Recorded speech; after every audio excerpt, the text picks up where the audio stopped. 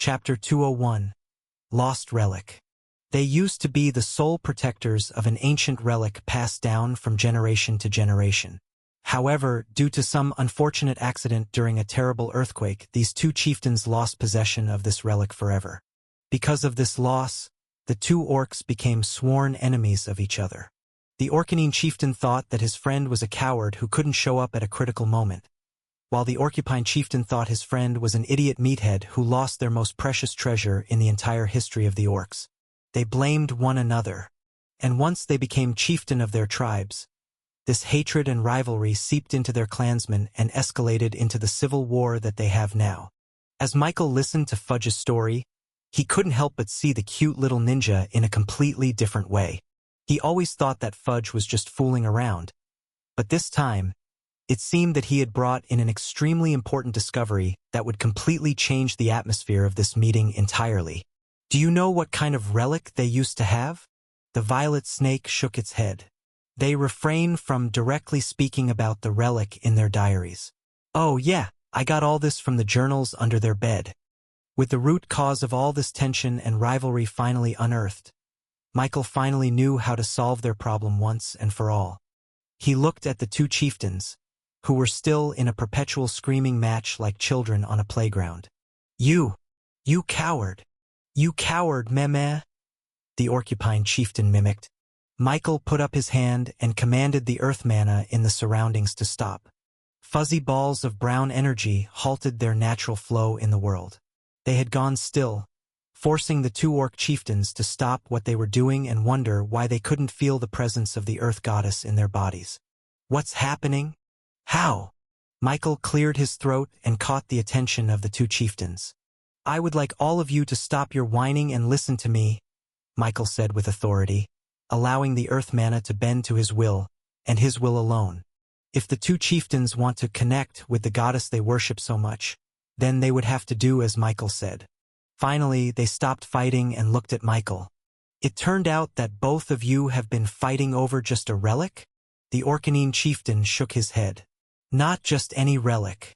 It was the pride of our ancestry, a symbol of what we have once accomplished under the banner of the earth goddess.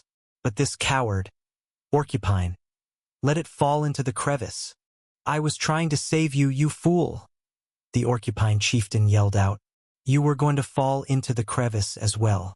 So, I chose to help you instead of catching the relic. But I know now that I should have let you fall. You should have. Yeah, I should. Michael tried to calm the two chieftains once again.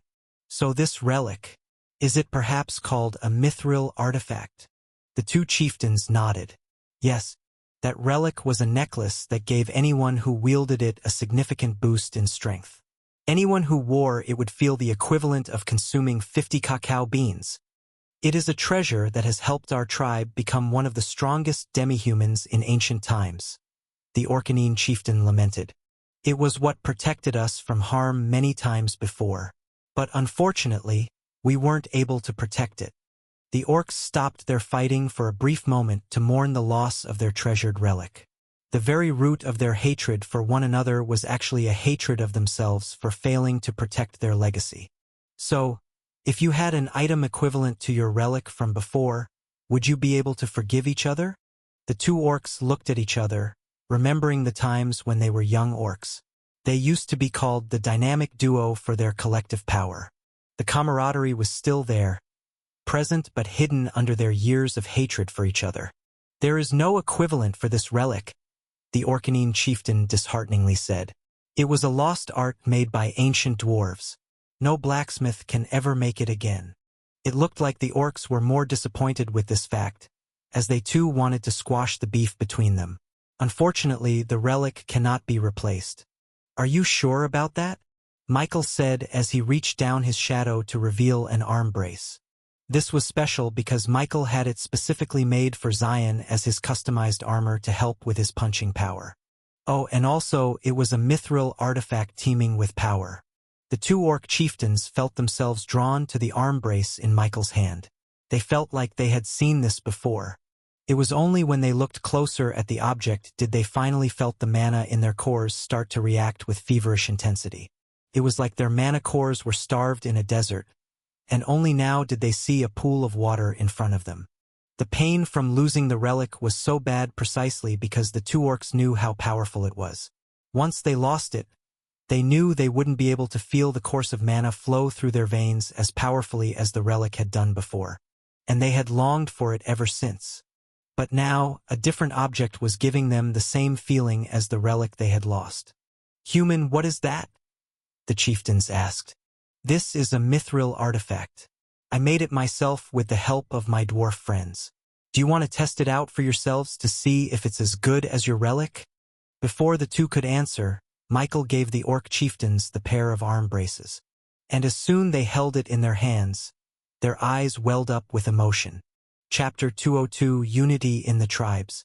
Their connection with the Earth Goddess had never been this strong ever since they lost their relic. It felt like they were bathing in her bosom, being showered with her love and her care. The power they felt from the mithril artifact was only second to the connection they felt with the mana on their surroundings. The two orc chieftains looked at each other and realized that this was the relic that they had been searching for their whole lives. And the person who allowed them to feel her presence once again was none other than Michael. The snake messenger was right. Michael was indeed the chosen one by the Earth Goddess. Meanwhile, Michael watched the two orc chieftains experience the feeling of having their magic output increased by at least 30%. "How is it? Was it similar to the relic you lost before?" If their relic was indeed a mithril artifact from the ancient times, then Michael wanted to know if his mithril artifact was different from the ones the dwarves created back in the days. Maybe it would give him insight on what could be improved upon. "It is as I remembered," the Orcanine chieftain said, squatting down and raising both his hands above his head. Michael knew that the orc was about to perform his ritual once again, but was too late to stop him. "Boo! Two! The chieftain cried out, slapping his chests with a vigor and passion unlike anything he had ever expressed before. Michael found this extremely awkward as the orc maintained eye contact with him. "Ra! Ta! Ta!" The Orcupine chieftain beside him added onto the awkwardness, as he too began doing his ritual of thanks towards Michael. He began striking his quills, each one producing a different tone that combined into an enchanting melody. And despite being rivals for their whole lives, the two orc chieftains were able to create a wondrous beat and melody that Michael would have enjoyed if not for the prolonged eye contact from both the chieftains. "Please, there's no need for this," Michael said. "This is not just for you, human," the Orcanine chieftain said. "We are mainly giving thanks to the Earth Goddess for letting you walk into our lives. If not for her grace, we would have never met and you would not have restored the pride of our tribes." "That is right," the Orcupine chieftain agreed. "We are showing our thanks for the goddess by praising you." Michael lightly coughed. "Well, if you want to thank me, then there's other ways you could do that. For example, maybe joining my nation as citizens." The two chieftains finally stopped their rituals and looked at Michael with a look of obedience. "I was already planning on asking this of you," the Orcanine chieftain said, bowing to Michael. "I as well. With my tribe at your beck and call, I am sure that we can make the Earth Goddess proud," the Orcupine chieftain added. "Bark!" the Orcanine coughed. "I believe that my tribe will be able to serve your nation best." The two Orcanines flashed another glare at each other, before turning to Michael like two eager sheeps ready to be praised. "But maybe it would serve the Earth Goddess best if we work together to serve her chosen one," the Orcanine chief added. "That I will agree. I am willing to work together with your tribe under his banner. And since the Reborn company is blessed by the Earth Goddess, we are essentially working under hers." Michael still sensed a rivalry between the two chieftains, but he was glad that they seemed more willing to work together now. Turned out, Fudge was quite the essential little helper in this mission. If it weren't for his convincing work as the snake tempter, then the two orc chieftains wouldn't have been so easily convinced of joining Michael. The downside of this was that Michael would have to pretend to be the chosen Earth Goddess, or whoever that may be. "You are blessed by the goddess," ChatJK3 reminded Michael. "She just owes me a life, that's why she gave me these powers. Not because I was chosen or something. My death was a mistake, remember?" Anyway, The two orc chieftains wouldn't have believed him anyway if he told them that he wasn't blessed by the earth goddess. Just the fact that he gave them the mithril artifacts was enough to convince him of his holy connection. Michael could only imagine what sort of reaction they would have when they realized what he did with all the cacao beans they gave him. They wouldn't turn chocolate into their sacred food, would they? It is more than probable. So, I guess the unity of your tribes is official now? The two orcs couldn't help but frown at each other. But still, they nodded to Michael and affirmed his question. But I don't know how my tribe will take this news, the Orcanine chieftain said worriedly. They hate the Orcupines down to their muscles. My tribe will surely revolt, the Orcupine chieftain speculated.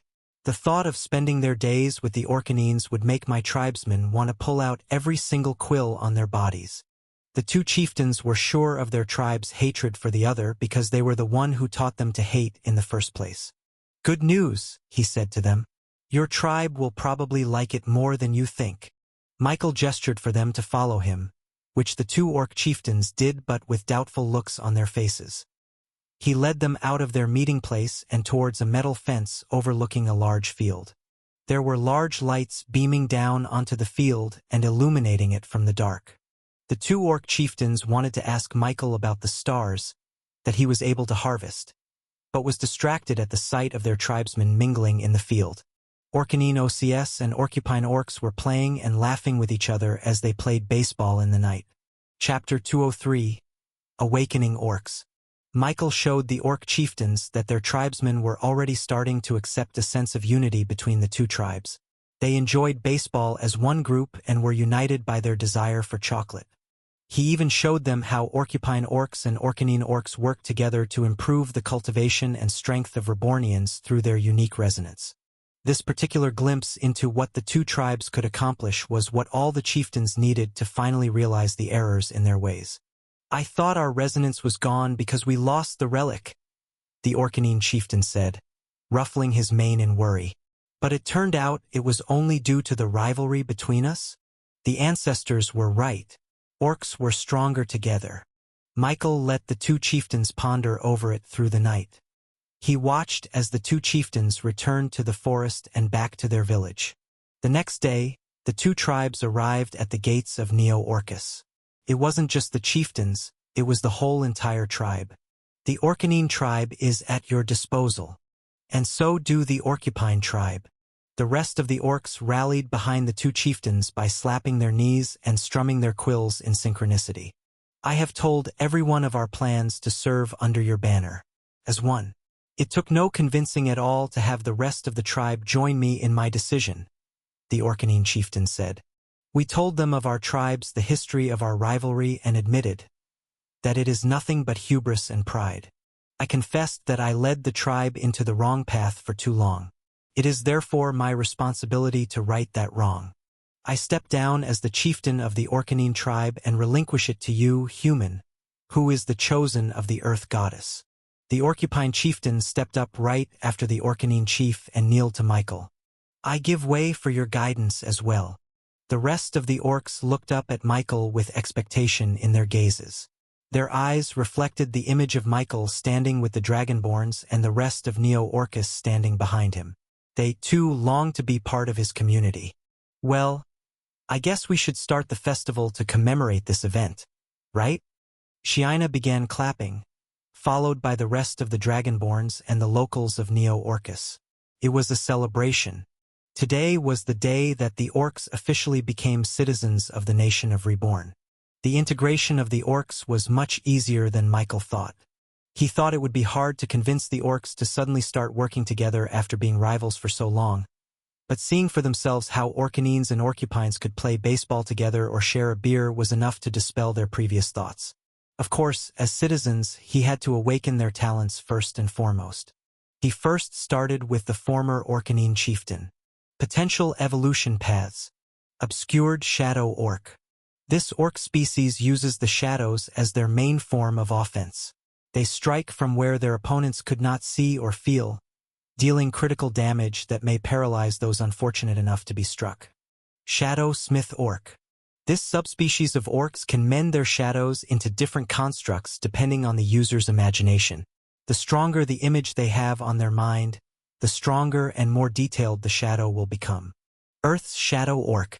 This orc species uses their innate connection to the earth and borrows from it the power to mold oneself into one that will conform to the ideals and will of the earth goddess.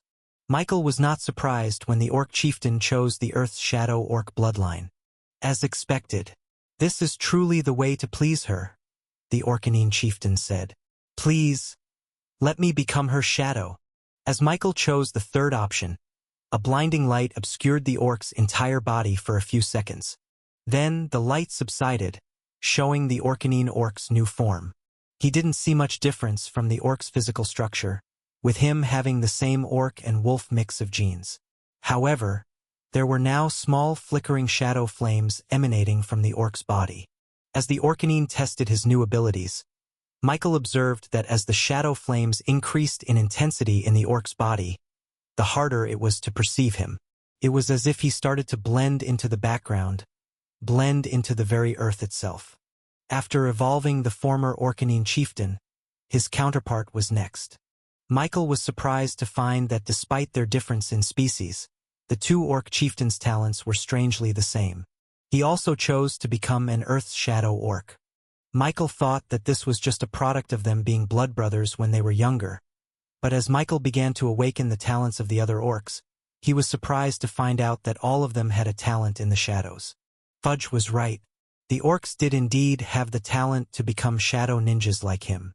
Seeing this made Michael curious. Was a species' talent for something formed from their very birth, or nurtured through their childhood? Their obsessive nature about the Earth Goddess must have influenced their talents in some way for it to manifest as one of their bloodline evolution options. Your conjecture has merit. Evidence seems to suggest that both nature and nurture has an effect on a person's talent. With ChatJK3's words, Michael was more sure of his guess, though he had no way to prove it. He just had to awaken more people to get more evidence. Anyway, after Michael spent 3 days awakening every orc from the two tribes, Fudge popped out of his shadow and immediately showed Michael his pity eyes. Master, since I did good, can you please fulfill a small favor for me?" Michael looked at the slime and knew exactly what it wanted. "Fine, you can have the orcs." "Yes." Fudge didn't waste any time and slipped out of his shadow to meet with the orcs. Meanwhile, Michael sat in his bed looking at his system screen with a smile on his face. After awakening thousands of orcs, he gained one of their innate skills. "This is good. You think I can give this to every Rebornian?" "Yes. Any Rebornian can receive this skill," ChatJK3 replied. Michael looked at his screen. On it said, "Superior Sugar Rush, Chapter 204, Shadow of Reborn. Superior Sugar Rush. This skill allows the user to explode with the power of unity upon consumption of chocolate, allowing them to transcend their current power for a limited amount of time. The user can consume only one at a time, with no time limit in between consumption. This was a universal skill that was applicable to any Rebornian, either they be engineers, farmers, or even musicians. It would serve as a trump card, giving them a huge burst in strength in order to protect themselves at a critical time. So now all Rebornians had Lesser Unity Defense as their protection, and Superior Sugar Rush as their offensive option. Although it would take a lot of time and effort to implement this new skill to the tens of thousands of Rebornians personally, Michael was glad to do it for his citizens. It would give him peace to know that they would be safe from harm even if he wasn't there.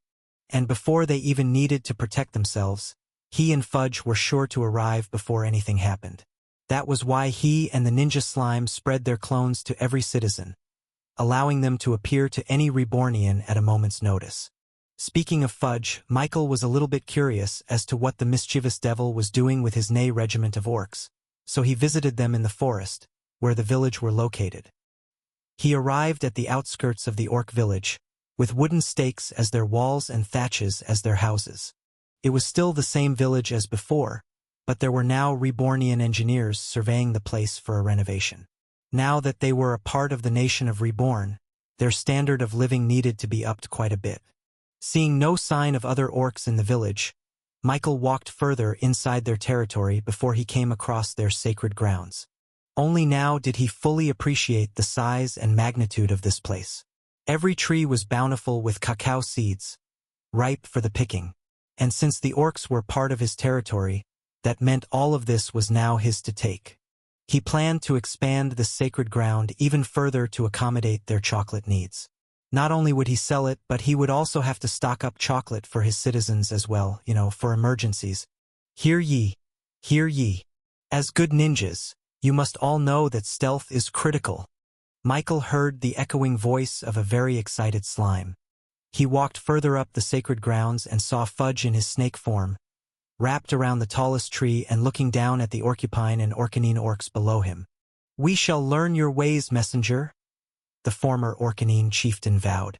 "You have us at your disposal," the former Orcupine chieftain said. "Good, good, good. For our first mission as the Shadow of Reborn, each of you are assigned a Rebornian to protect. 1 Orcanine and 1 Orcupine.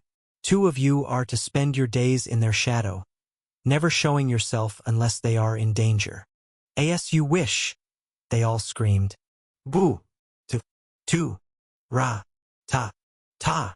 It looked like Fudge was doing good work. Michael didn't interrupt the slime and the orcs doing their rituals, letting them do whatever they wanted. He returned to Neo-Orcus, where he was welcomed by Shiina and Amisu, who were busy preparing all of the paperwork needed for the orc tribe expansion. He let them take care of everything, so that all he needed to do was sign some paperwork. It involved creating a new chocolate factory, sending farmers to tend the sacred cacao grounds, and other mundane nation stuff. He kind of envied Jakku and Zion, who did nothing but laze around. A few days later, the chocolate merchants were finally ready to embark. Their carriages were filled to the brim with chocolate products, ready to be sold in Angora City. They would have wanted to use the automobile for faster travel, but there weren't any flat roads and gas stations in the Queen's region. Hopefully in a few months, the new Golden Road would have made significant progress and allow automobiles to be used in the Queen's region.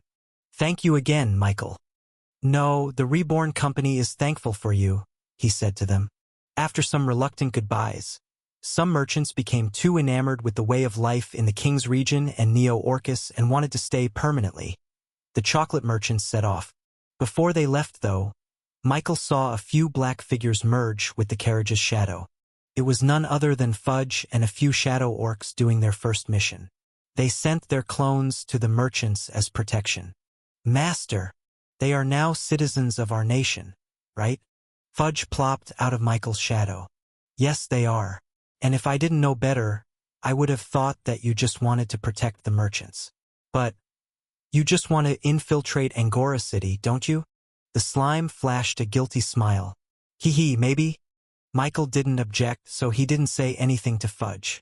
He, too, was a little bit curious as to what a capital city from the Queen's region looked like. Maybe I'll plop in their carriage once in a while to check in too." He flicked his finger and sent one of his shadows to the merchants. Michael spent a few days meeting with all Rebornians and giving them the superior sugar rush skill, while also catching up with them in the meantime. He became intensely bored by the 3rd day and wanted to see a different scenery. He checked in on Kingsbridge, the nation of Reborn, and the Dwarven Kingdom, but they weren't doing anything special. Neo-Orcus was busy with the Golden Road project, so not a lot of people were free to entertain him. Then, out of curiosity, Michael traded places with Shadow attached to the chocolate merchants. They were surprised at his appearance, but welcomed him dearly. On the way, they told him about their lives in Angora City. He spent the rest of the day with them until they set up camp in the wilderness to pass the night. Chapter 205. Camping in the Night. After sharing soup and bread, they snuffed out the campfire and readied their tents to sleep. Michael was going to leave and rest back in Neo-Orcus, when he suddenly heard faint whisperings in the forest. "Jackpot! They don't have any security with them. They look like merchants too. Their carriage looked to be full of money ready to take. Listen, guys, let's make this quick. Steal their money and get out. No need to make this messy."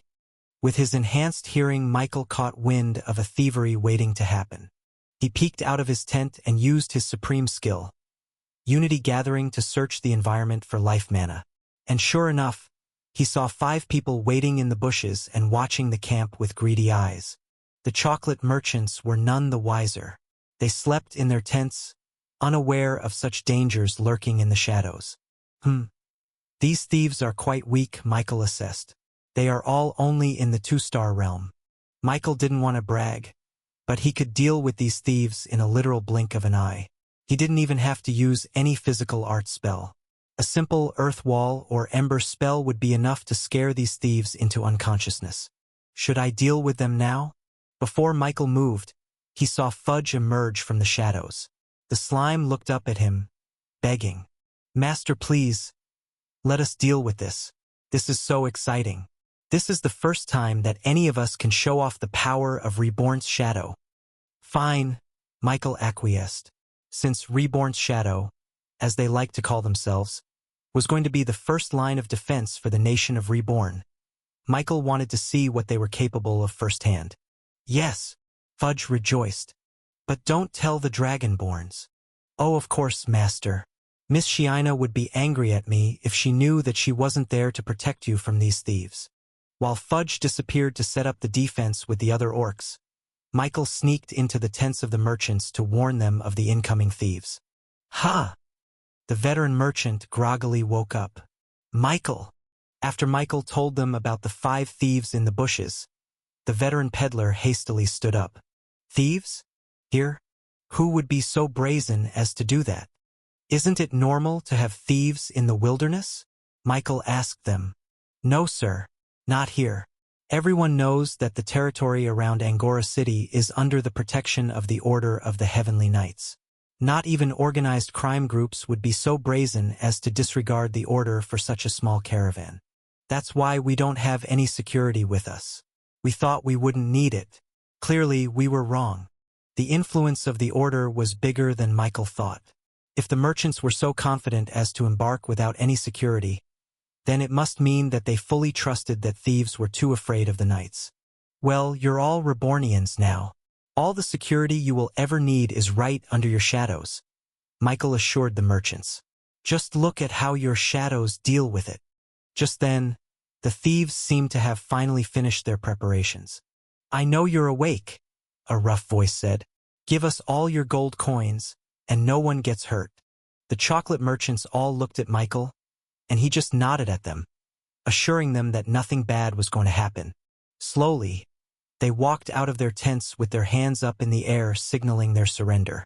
There were 5 men wearing tattered black clothes trying to conceal their identities, but they seemed to have neglected to cover the most important part: their faces. They wielded rusted scimitars on their hands, threatening the merchants with nothing but tetanus with those crumbling weapons. Michael watched as the thieves approached the carriages, aggressively taking off the cover to reveal the treasure hidden inside. "Huh? What is this? Food?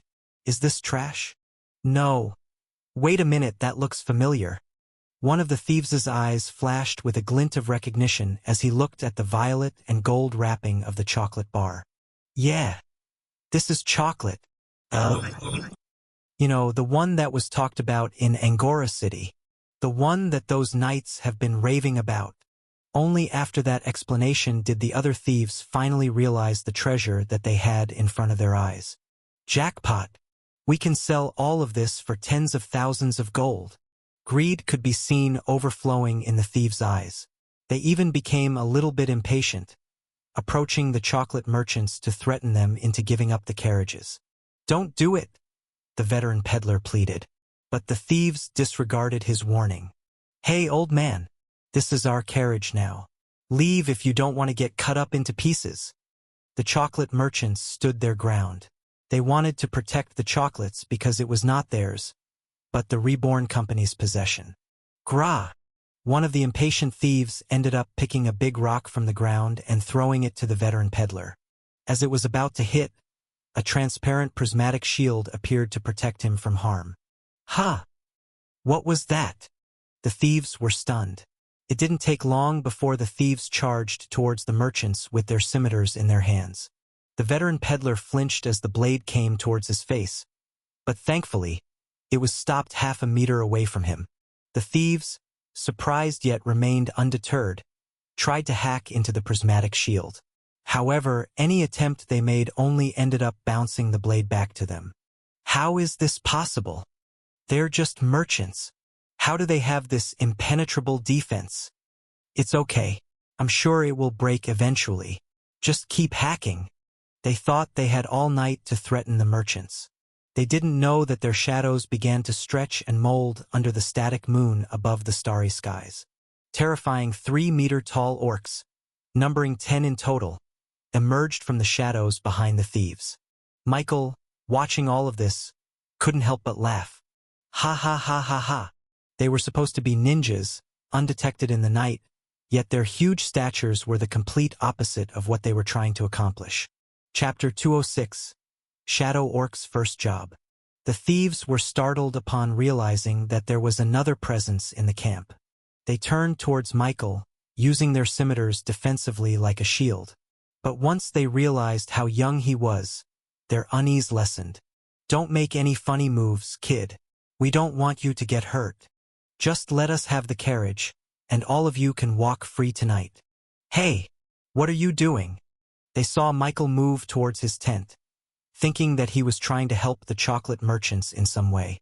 I just wanted something to sit on, Michael said as he pulled out a chair from his tent and sat on it casually. Go on, he gestured to the thieves. The shadow orcs had just awakened, so they're still in the 1-star realm. These thieves are in the 2-star realm, but they are just at the orcs level. This will be a good fight, he thought to himself. The thieves were quite unnerved by the calm demeanor of the 10-something-year-old kid looking at them with amusement in his eyes.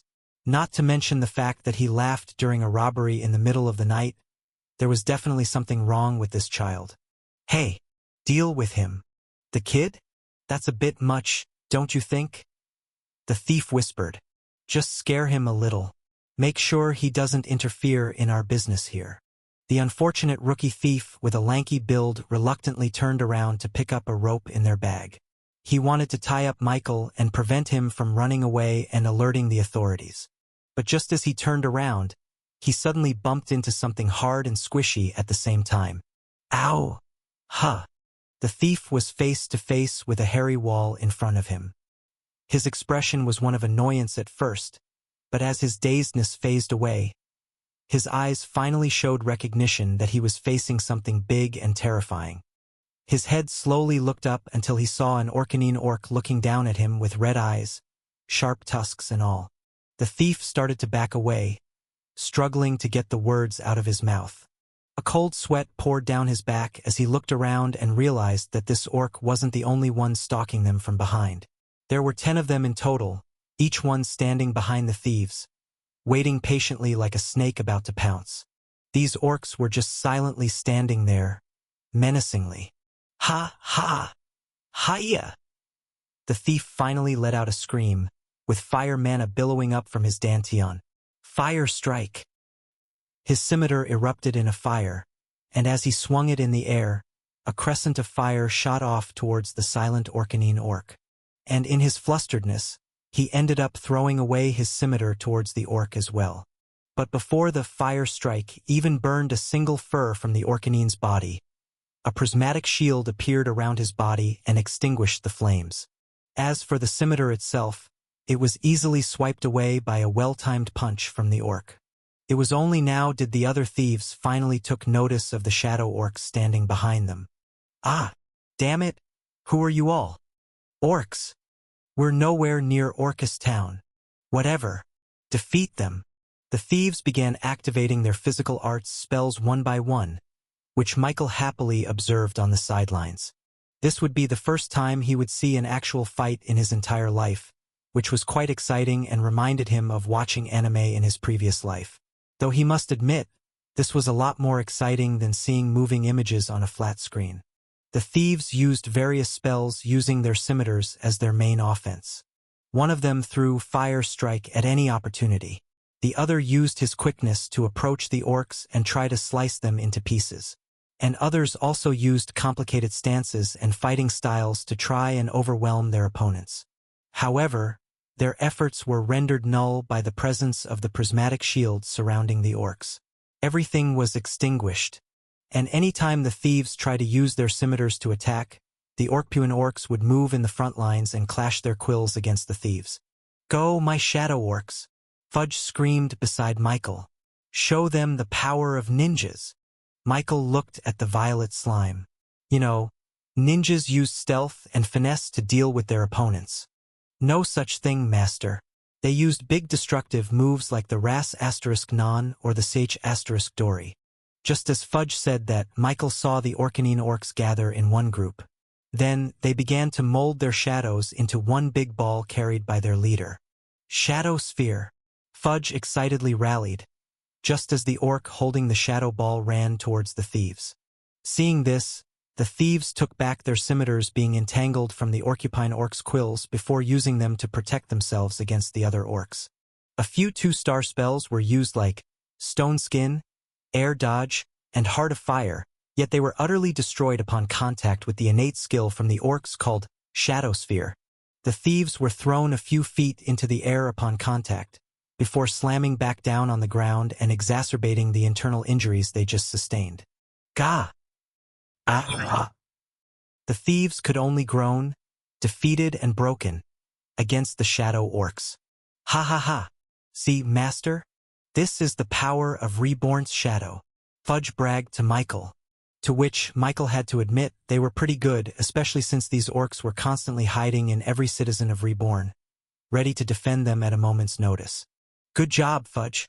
I'm liking the future of your little group," he said to the violet slime. Hehehe, but? "Sure, little guy." Michael obliged and patted Fudge for a good job. After that, the orcs bowed towards Fudge and Michael before turning back into shadows that hid under the chocolate merchants. Chapter 207, Night. Now that the thieves were apprehended, the night had turned calm once again.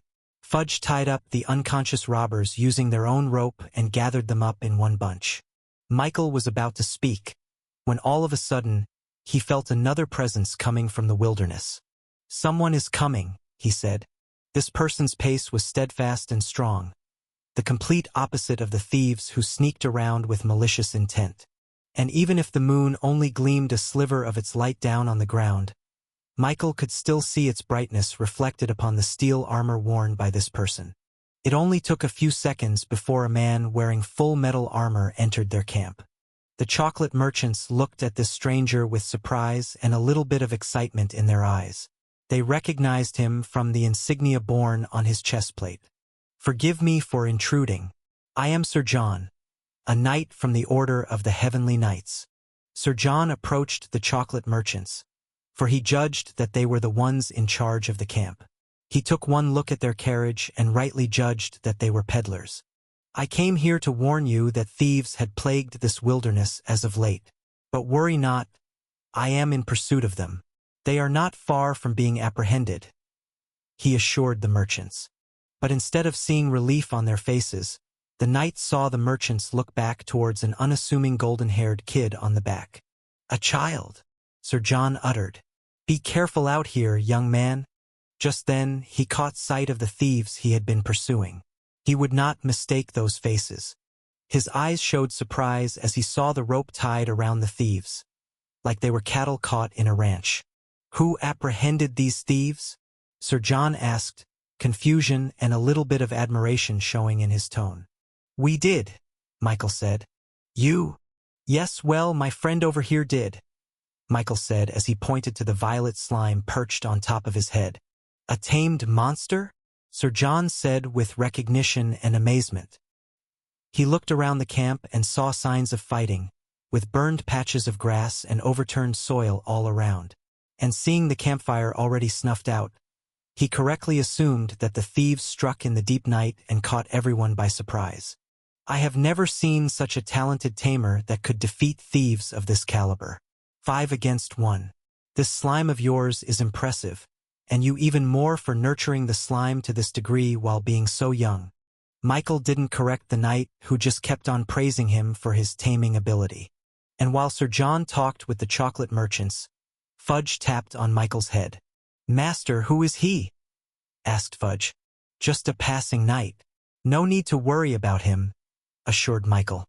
"But what about the thieves? What should we do with them, master?" Michael looked at the pitiful thieves and only had one solution for them. Take them to our prison. Maybe they'll change once they experience being locked up, he said to Fudge. Ever since the nation of Reborn welcomed visitors from all over the King's region, there was an immediate need for a security system. There were quite a few troublemakers who didn't follow the rules of the nation, varying from minor offenses to serious ones. Either way, they were all sent to the nation's very first prison, meant to jail those troublemakers until they could repent their crimes.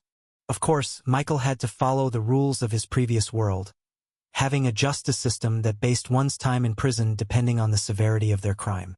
Of course, they could always make their case and plead their innocence, which was made possible through the talented lawyers in their nation.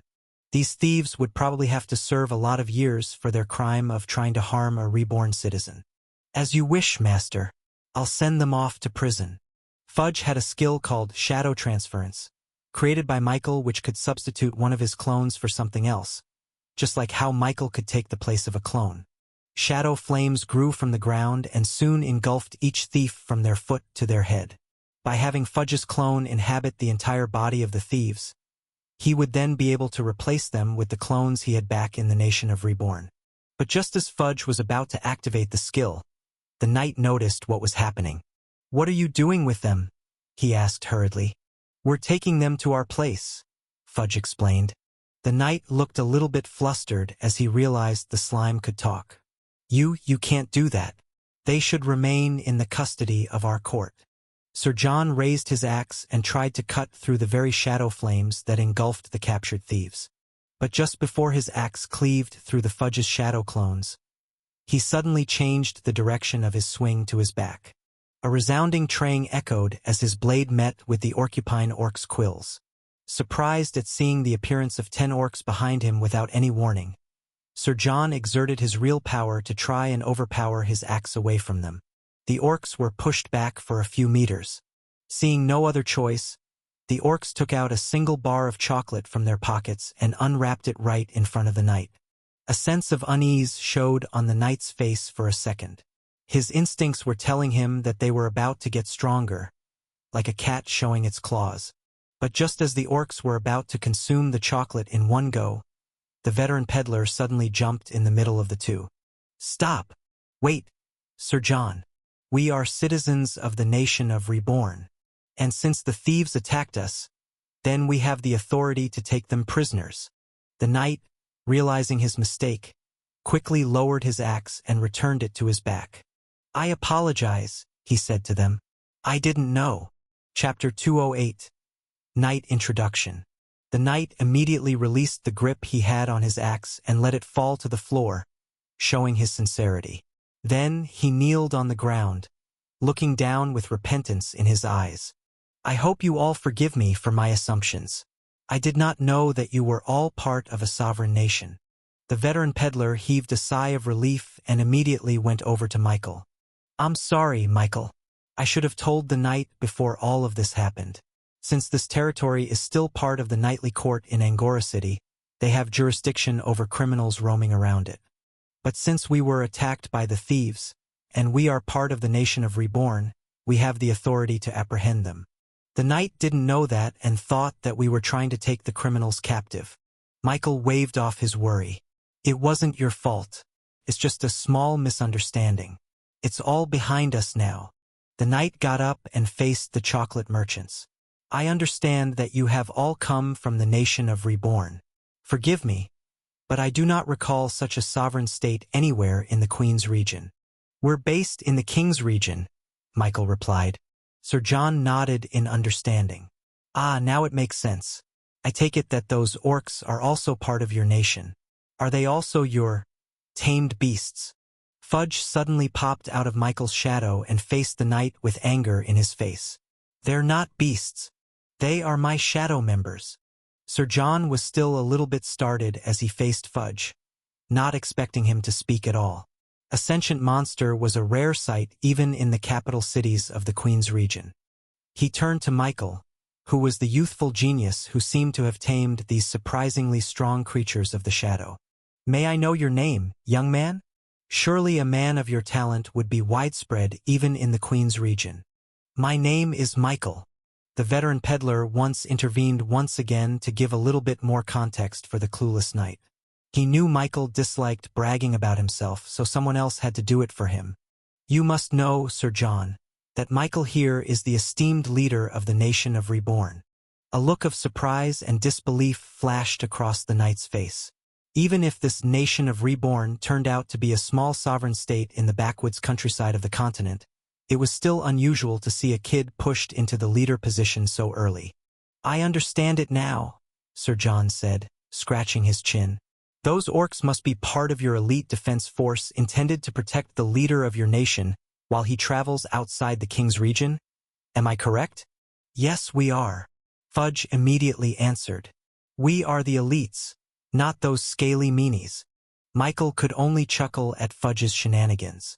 Of course, if there was a group titled to be the elite defense force of the nation of Reborn, then it would be none other than the Dragonborns who still reign supreme over every other Rebornian with regards to their fighting abilities. But since Fudge and his shadow orcs did a great job, Michael let them have this small victory for now. He just had to make sure Shiina didn't hear about this or else they'll both get in trouble. Those orcs are indeed elite as I thought, said Sir John as he remembered clashing blades with the Orcupines. Even though I am ranked in the top 50 of our knightly court, I still felt overwhelmed when facing just one of your orcs, truly heavy in their strikes. It is no wonder that the thieves were quickly dealt with in just a few minutes. The knight looked at Michael and Fudge, his mouth quivering as he hesitated to say something. And it may just be my presumption, but I can tell that the orcs had not yet shown me their best power. I can tell. Before we were stopped, they were about to consume something darkish brown. You don't need to tell me, but I feel as if they were about to become even stronger than they were before. Fudge's bulbous body immediately inflated with pure pride and confidence. Hee, you guessed right, my curious knight. I must admit, you were a hell of a fighter yourself to force our shadow orcs to use their hidden power. The knight looked extremely impressed. Michael could see the fire of curiosity and competitiveness in his eyes, as if he longed for nothing but to clash his axe with the orcs once again. Oh, what was it? Perhaps it is one of those famous cultivation pills from Sinclair's elixirs. Michael shook his head. I don't know what that is, but it's nothing like that. It's just a simple snack. He took out a bar of chocolate from the merchant's carriages and showed it to the knight. There was no reason for him to hide the fact that orcs got stronger by consuming chocolate. After all, the orcs were supposed to always be in a state of enhancement through it at all times. And there were plenty of other secrets and trump cards for the orcs later on, like the mithril artifacts, the resonance, and other such shadow-related skills. The violet and gold wrapping shined under the moonlight, illuminating the knight's face with a sliver of gold for a brief moment. Sir John's eyes gleamed with recognition. He couldn't help but point at the chocolate, as if it was something that he had been looking for this whole time. Chocolate! He excitedly yelled out. That's chocolate! The one being sold in our city. You know this? Michael asked him. Of course. Chocolate is extremely popular in our knightly court. It is the most sought-after product within our community, as it has shown great effects upon consumption. I can't believe it's here. Chapter 209, First Discovery. Michael looked at the chocolate merchants, and they nodded in confirmation. It is true, Michael. Our main customer base is mostly squires and knights from the order. They were the reason why chocolate spread so fast in Angora City, and why our products were quickly sold out after just a few days, said the veteran peddler. You don't know how popular chocolate is in our circle, said Sir John. After you guys left, chocolate became some sort of a mythical product in our city. Those who were able to buy one before it sold out were able to sell it for 10 times the original price they bought it for. Of course, most refused to sell it at all. After all, we didn't know when we were going to get chocolate again. Michael knew chocolate would be a bestseller, but he didn't know the reaction for it would be so maniacal. 10 times its original value? He wouldn't have believed it if not for the look of excitement and seriousness in the knight's eyes. The main customer base for chocolates is knights and squires, who spend the majority of their days training in grueling conditions to create the perfect body. They certainly wouldn't consume such a high-calorie food for nothing. That must mean that they get some sort of benefit from the chocolate. Do you feel different when consuming chocolate? Like having the mana in your cores burst out in an unprecedented excitement? He asked the knight. Sir John didn't deny nor confirm Michael's question. Nothing that drastic, he said. We just feel a lot more energetic than before. The effects it gives us feels like a toned-down version of a cultivation pill, but a lot cheaper. Michael thought that they were feeling something like the sugar rush skill of the orcs, but it turned out that they were just feeling some sort of placebo effect from consuming a lot of sugar. Either way, it was still good that there were a lot of potential customers for chocolate. This is unbelievable. Turned out that chocolate came from the nation of Reborn? My squires are going to have a field day when they find out a huge shipment of chocolate is about to come. Seeing his excitement, Michael had to give him a free chocolate bar. You are all going to Angora City, correct? Then please allow me to escort you safely to your destination. With a knight by your side, no thief will ever have the courage to make plans on your goods, Sir John said with the bravado and confidence of a true knight. The chocolate merchants all looked at Michael for his permission. Sure, go ahead. I'm planning on heading back to Neo Orcus anyway. Sir John looked at Michael with a regretful look on his face. Ah, you are not joining us in Angora City? I was hoping to introduce you to the other knights. They'll surely treat you and your compatriots well knowing that you created chocolate. I'll take you up on your offer, but I'll just catch up with you later, he said to the knight. Sir John didn't pursue it any further. Well then, I'll just leave you with a warning for caution. Today is not a good day for traveling alone in the wilderness. The knights are preoccupied with something big, so the unscrupulous groups take this as a chance to prey on the weak and troubled. Michael was intrigued and pressed the knight with a question. Preoccupied with something big? Can I know about it? Sir John looked hesitant to spill the beans. But then, he looked at the chocolate bar in his hands and couldn't help but feel indebted to the young leader of the nation of Reborn. You must keep this a secret to others, he warned Michael. But there was a recent sighting of a discovery very near here. Details are still fuzzy, but there are talks of a tomb containing the inheritance of a legendary figure in ancient times. The Order is trying to keep this news contained for now, but there are already a lot of companies in Angora City preparing to participate in the campaign. Michael nodded with a blank expression, but even he couldn't help but be interested in this tomb inheritance. Any chance he could try and advance the progress in upgrading ChatJK3 was a risk he was willing to take. Progress to next update, 11.03%. Thank you for telling me, he said to the knight. No problem. This news would have spread through rumor anyway. No matter how much we try to hide this, it will always find its way to everybody's ears. Early in the morning, the chocolate merchants set off into the wilderness guided by Sir John. The knight almost pushed the carriage himself in excitement of getting the chocolates into Angora City. They said goodbyes to Michael, who stayed behind in their camp. Now that he was alone, Michael looked down on his shadow and summoned Fudge. At your service, master. Michael looked at the slime. You heard what the knight said last night, right? Fudge flashed a smug smile. Of course, master. Who do you think I am? I'm the best ninja in the world. Last night, I already sent out the shadow orcs to survey the wilderness for this supposed ancient tomb. It will only be a matter of time until we find it, I guarantee. Good job, he said to Fudge. Michael then sunk back down to his shadows and arrived back in Neo Orcus, just behind the Rebornian engineers currently working on their project. Ah, boss, you got here just in time, said the Hobmanki engineer. We have already laid out a plan to start the Golden Road. They then showed Michael a blueprint showing a top-down view of the nearby topography of Neo Orcus, including the first destination of the Golden Road. What are we waiting for? Michael said to the Rebornians. Let's get this show on the road. Chapter 210, Adventurers. The construction of the new Golden Road was finally on its way. Rebornian engineers had already fixed the crevices and cracks on the ground, reinforcing it with steel bars to make sure that it wouldn't get destroyed by another earthquake again. If anyone visited Neo Orcus at this time, they would see nothing but big trucks filled with rolling cement coming in and out of the town every single day.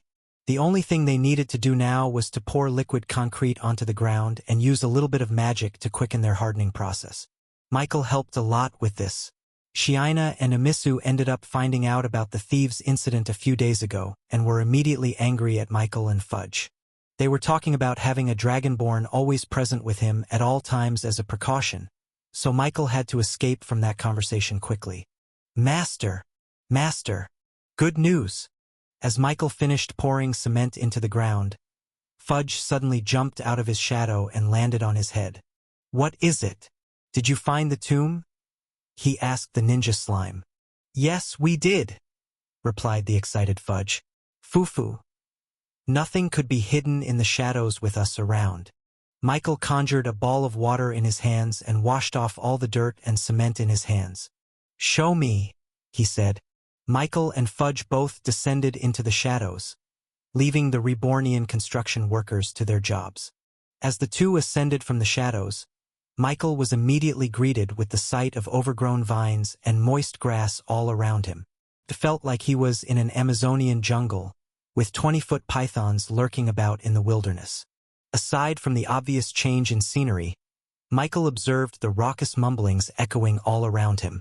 It didn't take a second for him to know that those were people talking to themselves, trying to keep their presence as small as possible. Michael and Fudge peeked around the tree and saw middle-aged men with scars around their bodies and their faces, wearing parts missing metal armor and a semi-decent weapon. They were giving off a hostile aura, something that didn't welcome any ridicule or disrespect. They were adventurers, and like most adventurers that Michael saw in anime, these people weren't that well off with regard to money. Despite the obvious dangers and risks that their jobs entailed, the clothes and armor they were wearing were severely below standard. It looked like something they just whipped up from a scrap yard.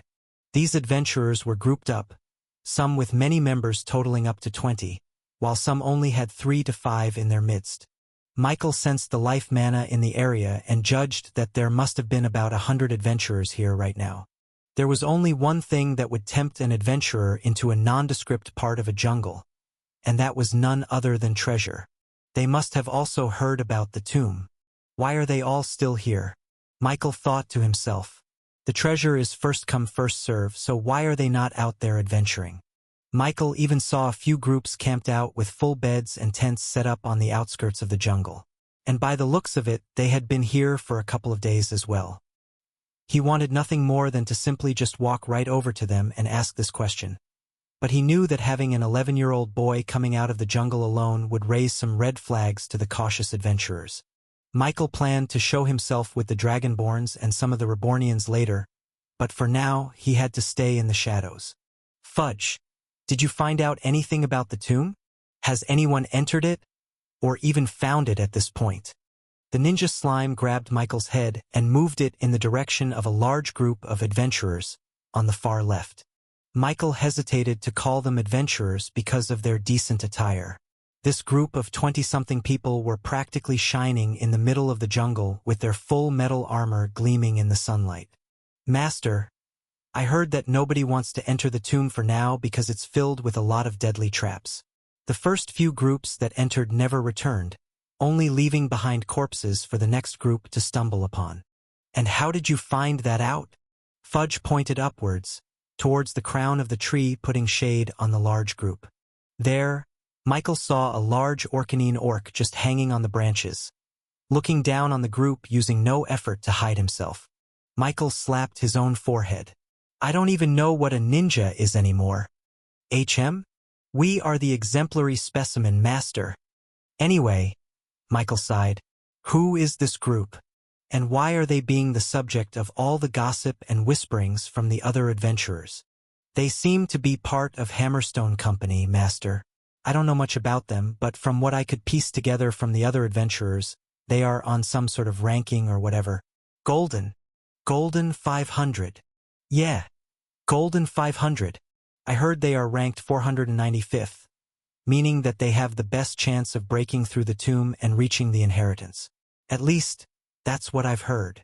Michael didn't know much about this company, but he knew that he wanted to someday break through this Golden 500 ranking.